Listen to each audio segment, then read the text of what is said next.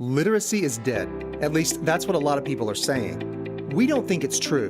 We do, however, think literacy is about to look different, a lot different. For many people, the words "the end" signify either satisfaction or sorrow.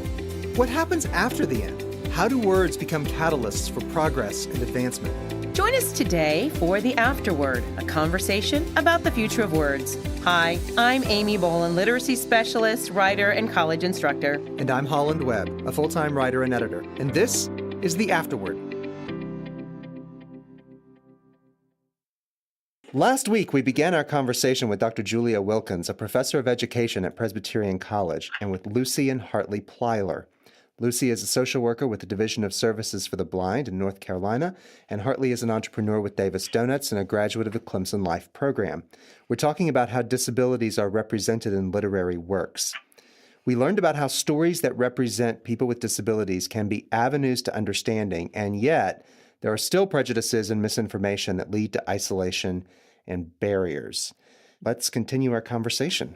So Julia and Lucy and Hartley, we are excited to have you on our second episode of this topic, talking about disabilities in literary works. And so I'd like to start the conversation with a little bit of not necessarily fun, but some of you have, in our last conversation, I love, we were talking about characters like Captain Hook and the Hunchback of Notre Dame. Honestly, I hadn't even considered those as characters with disabilities. But I know we even think of the huge Harry Potter world and how maybe there's a bit of an exception or a lack of disability in some of these books, maybe the exception for the Harry Potter being Mad-Eye Moody. But how does the absence of disability in a story affect those readers with disability? Julia, why don't you take that one? Yeah. So, if you're a child with a disability, sitting in class every day listening to a teacher read books, and you never see characters like you in the books, what message are you getting, right? You would be getting the message that you're not like other people and that you're not important or valued, or there's something embarrassing or stigmatizing about your disability. And if you get those messages year after year, you would grow up thinking that your disability is something to be ashamed of, right? And instead of becoming an advocate for yourself and your needs, you would feel that you have to keep your disability a secret. And I've seen that at the college level because I know there are students in my class who have learning disabilities and anxiety disorders, and they try to deal with them on their own rather than letting anyone know that they're struggling and getting accommodations that could help them. And obviously, if they think there's something about them that makes them different from other people and that other people might look down on them if they knew they had a disability, that would affect their self-esteem and maybe even their perceptions of what they're capable of. And I think it's also important to consider the impact of seeing or not seeing characters with disabilities on students who don't have disabilities. Donna Adamat has conducted research with 4th and 5th grade students who were read books of characters with disabilities. And she found that after students had been exposed to several books with characters with disabilities, they became advocates for students with disabilities. And they were questioning things like, why aren't they even educated in separate classrooms? Why aren't they in the general education classrooms with us? We all learn differently. And so even at a very young age, they can actually become advocates for students with disabilities and recognize these kind of injustices that are happening in school and then obviously by extension in society. So that's basically what the absence and presence of characters with disabilities can have, or the impact it can have in children's books. Yeah, so does Lucy or Hartley, does that ring true a little bit with you at all? Well, I think that it does. That's just really how our world is made. There's, handful, well, you said a lot, 650 million people in the world have some type of disability, but that's how our world is made, and that's how it's been since the beginning of time. And I think that that's just how we have to understand that that's just part of life and living, and that's what it is. Can I follow that train of thought a little bit further? I think in many developing countries and perhaps for much of history, people with disabilities have been more obvious or more I don't want to say included, but more a part of society because people didn't have the option of isolating disability, and there weren't as many. As medical advances have enabled us to reverse many disabilities, from in utero to helping children at very young ages, or to reverse age-related disabilities like cataracts or blindness from cataracts is a major cause of disability in the developing world. That's not true in the U.S. and other developed countries. So, is the fact that sort of that we live in this very wealthy and very technologically advanced society really enabling us to create a sort of apartheid system that excludes people with disabilities even more than perhaps some other cultures are able to do simply because they don't have the resources to build those walls. I would agree with that. And I think that there are some children that are placed in orphanages because they have disabilities, and it's not acceptable to have that in your family. You're shunned, or it's just not an acceptable aspect of having a child with a disability. Cleft palate or clubbed feet or anything in some of the other countries that may not be able to be repaired like we can in the United States. And it is interesting, as you all were talking about this and this, Julia, you mentioned this before, this idea of some of our literary works, we have a motive.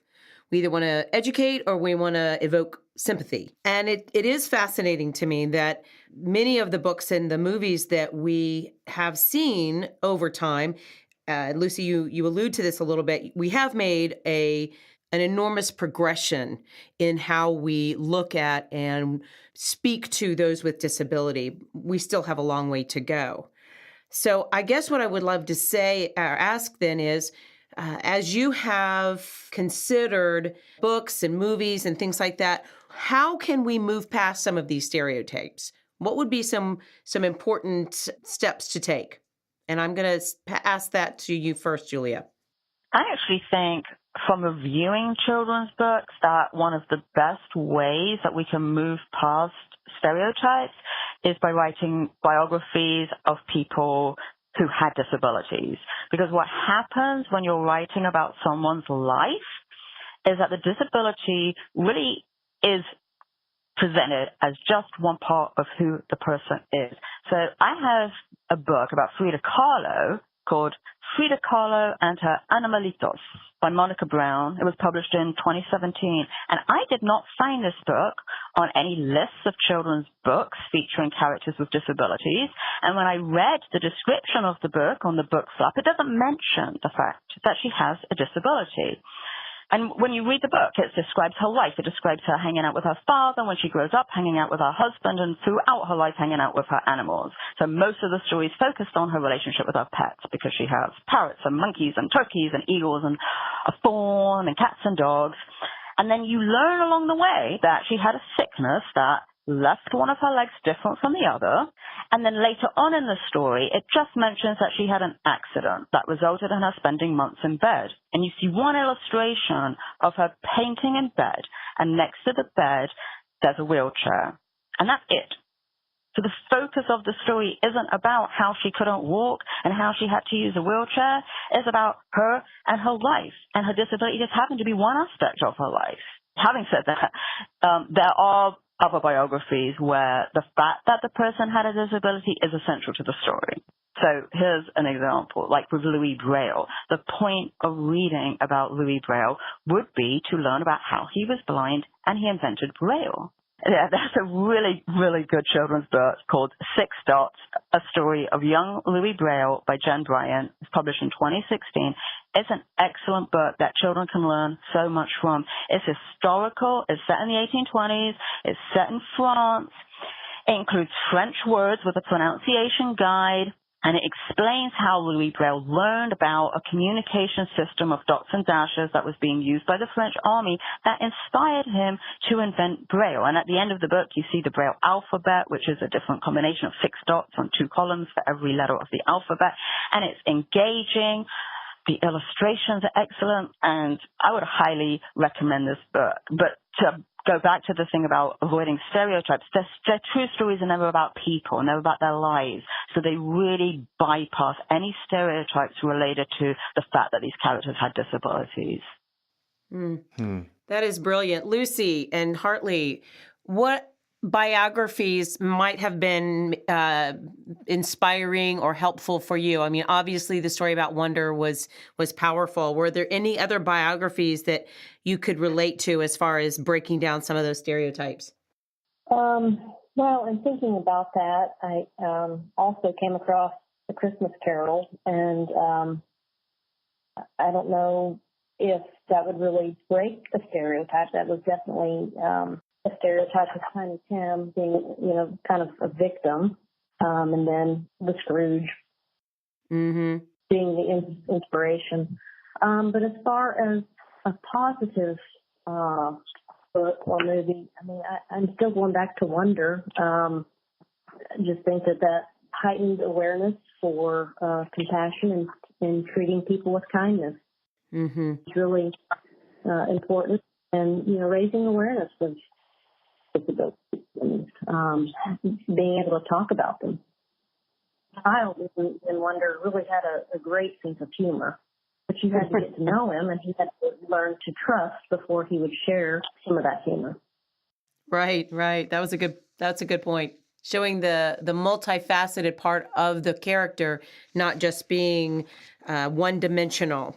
Well, I haven't seen Wonder, so I can't speak to that. I would like to ask, as we think about portraying characters or real people with disabilities, how do we avoid fetishizing people with disabilities? How do we avoid sort of elevating people into what some of my friends with disabilities call inspiration porn, which I think has sometimes been done with people like Helen Keller, who've been so elevated because of what they've overcome that it's almost like a person with a disability has to be as extraordinary as she was in order to be considered valuable. How do we avoid doing that or recognize it when it happens? I think that sometimes the person has made such a great contribution that they're worthy of admiration. I'm not sure that obviously fetishizing anything as a positive thing, but an example like Louis Braille, it is an amazing accomplishment. So that is worthy of really, I mean, if you want to idolize Louis Braille, I'd say that wouldn't think that was necessarily a negative thing to do. But there's different types of biographies written in different ways, doing different things. I mean, that example, right, it can be extreme. But like I have another biography of William Hoy, who was a baseball player who was deaf. And this is another really good one where it shows kind of like the struggles he goes through. He can't understand what the teammates are playing. He can't understand what the refs are doing on the field. And that's why they developed like the hand signals in baseball. And then when you realize like it was because of him saying like, I need a way that I can understand what you're trying to communicate with me without being able to hear you. And that's why these hand signals came to play such a large role in baseball. That's something else that's worthy of, I don't know, I'm just like blown away. Like, that's amazing. So I think it's just a matter of like looking at if it's just like this person is a hero because they did this and they had a disability, then this is a book that you wouldn't want to select. You just have to really know what you're doing when you select the book. And it's hard. It's hard because I would agree you want to avoid books where someone's presented as a hero just because they did something and they had a disability. But I would just screen them very carefully and look at all the different ways this person's portrayed. Are they portrayed as overcoming struggles that are just struggles in their lives, not struggles that make them like heroic, right? But let me see, I've got some other ones here. A Splash of Red, The Life and Art of Horace Pippin. Yes, he lost his arm. He was a painter who lost his arm and continued painting. So I think it's more or less just showing it within the context of their life. You just have to look and see, is their disability being presented in a way that's being presented in the context of their lives in a way that's realistic and not putting them on a pedestal. And just, use your judgment when selecting the books. And that's what you have to do. You have to do a lot of reading behind the lines. It's really not clear cut. You can't just say, here's a character with a disability and it's going to be a good book. You can't just say it's being portrayed in a way where it's getting me to think about the person with a disability in this way. It can't be overt. I mean, it's not something that's necessarily obvious. You have to do a lot of reading between the lines, no pun intended. But you have to look for messages and how they're being presented to the reader. So we have to think while we're reading. It's complicated. It's not easy. It's not, if it was easy, we wouldn't have to sit here and write articles about how do you select children's books with characters with disabilities. It's very hard, and there are a lot of different dimensions and a lot of different things to take into consideration, and that is one of them, elevating these people to the status of, heroes when they were just people leading their lives and dealing with their disabilities. Rather than people who did heroic things, maybe. Right? Sorry? I mean, a person may do something, a heroic thing, and not necessarily have to be exalted to someone else's inspiration for that, but more portraying people as people who do heroic things rather than as heroes or as someone else's inspiration. Yeah. Lucy, you were going to share something. Well, I think for the most part, I would say most of the characters that have the disability that are portrayed in literature don't want to be exalted. They're just doing what they need to do to be able to read, like Louis Braille, or to play football with one arm, or whatever their disability is. They just want to achieve, and so I think that they're not really seeking admiration or exaltation. It's what we do, and I think we need to be sensitive to them in what they've done. I think that we're amazed at some of their accomplishments, and I think that's where it may go overboard, but they're just regular people that have to do things differently. Mm-hmm. Those are excellent points. So I guess what we're hearing is when we are choosing and looking at literary works, whether it's movies, whether it's books, games, whatever it might be that has anything to do with words, we need to look carefully at the message that's being portrayed and look for good stories. I mean, I'm hearing that come from both you, Julia, and Lucy and Hartley. Why did we like the movie and the book Wonder? It's a good story. Mm-hmm. Why do we like the story about Louis Braille? It's a good story. And it's interesting that from 1940 to 1970, around 311 books for children were published in the U.S., and these included characters with disabilities. Some of these books, though, they were romanticizing the disability. Some, as you said, Julia, infantilized or made the character as a baby, and others portrayed the disabled characters as avoiding the world. For example, the classic book Heidi, where the person with disability was hidden away. So what I'm hearing is that we have to have a balance. We've got to strike a balance between maybe glorifying the disability or the person with the disability and highlighting that, as you mentioned on our first episode, my friend Suhana, where that's all we saw was the disability. And maybe thinking about this a little differently. Well, I have one last question. What are future trends for literary works that are inclusive of disabilities? What I'm noticing happening now, so I'd imagine this would continue as a future trend, is authors paying more attention to addressing diversity across multiple dimensions. So there are more books. I mean, actually, I came across quite a lot of books set in other parts of the world featuring characters with disabilities. And then you have books where there's a book called Blue Skies for Lupe. And this is a book about a child who's a wheelchair user living in Mexico, and her mother has to bring her to the U.S. to seek asylum so she can have the medical care that she needs and the treatment for her disability. And if you look at the book, it addresses so many forms of diversity. Like, she's an immigrant, she's from Mexico, the mother's a single mother, she's a wheelchair user, and then you see her go to school, and then you see her interacting, and you see the accommodations that are being made for her. They have a wheelchair basket that has a height that she can play from her wheelchair. You see the accommodations made in the classroom for her.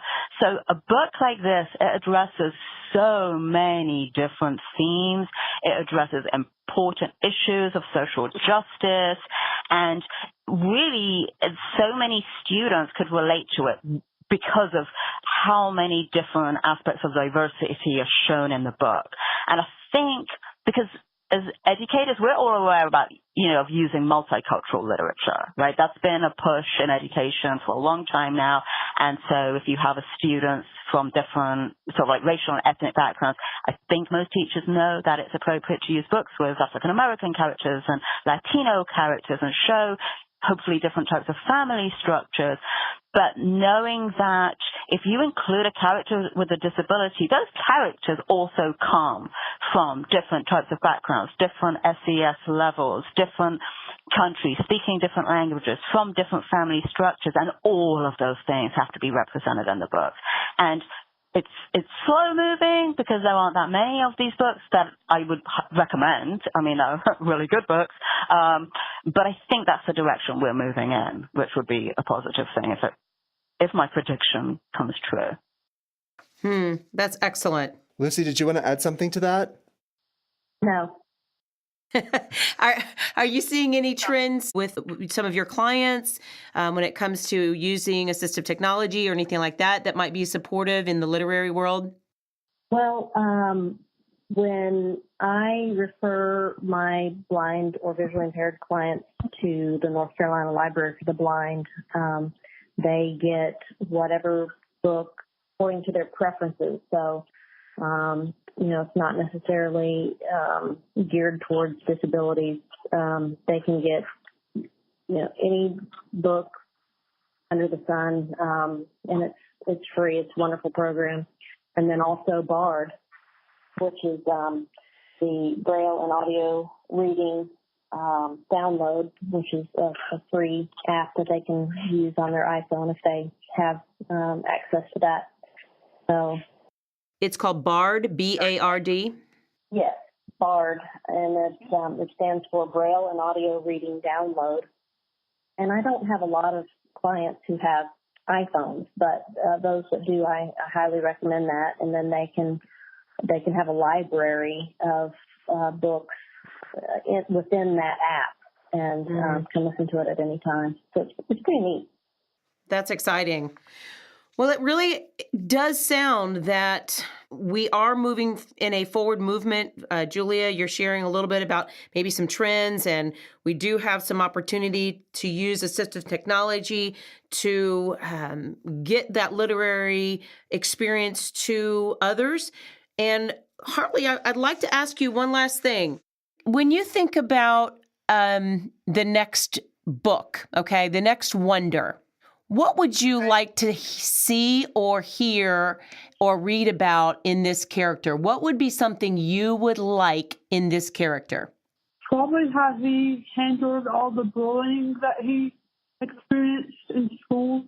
Okay, so you would like this character to be able to handle the bullying. Tell me a little bit more about this character. She said that she wants to know how he handled the bullying. Okay. Can she tell a little bit more about what she would like to see happen in this book if she were going to get her wish? What would the character be? Would it be a boy? Would it be a girl? Who would this character look like? A girl. A girl? What would be maybe one of her gifts? What would be something she could do? Probably play sports. I had this idea you were going to say play basketball, so I wasn't too surprised with that answer. Excellent. Excellent. That's a great place for us to wind up this discussion. I have really enjoyed this. I have learned so much from all three of you. I have to go see or read Wonder for one thing. Yes, you did. But so many other things as well, and thinking about writing and reading and selecting stories and teaching. And there was a lot in this, and really appreciate you being with us. Next week, we're going to be talking about the future of libraries and why your local librarian may be better than Google. Yes. We have two guests. One is Melinda Long. She's a #1 New York Times bestselling author, not once but twice, and she's recently released a new book. And who's our other guest? And our other guest is a wonderful librarian, Stacy Gardner, and we're going to be talking about why we need libraries in the digital age. So join us next week. Don't forget to like us on iTunes or wherever you get your podcast, and subscribe at theafterwordpodcast.com.